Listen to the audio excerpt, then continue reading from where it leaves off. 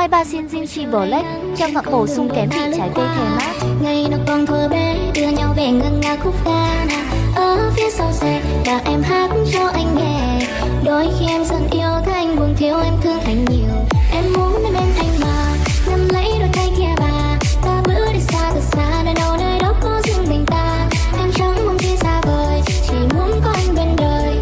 Sinh em ra là ba mẹ nhưng nhiều em chỉ có mình anh. Sẽ mãi muốn đời yêu mình anh thương anh thế thôi. Hứa chẳng xa vời để sau này ta luôn luôn có đôi. Giấu hết nỗi buồn sau tháng ngàn đêm cô đơn ghé trời. Đã có em rồi thì cả một đời chẳng có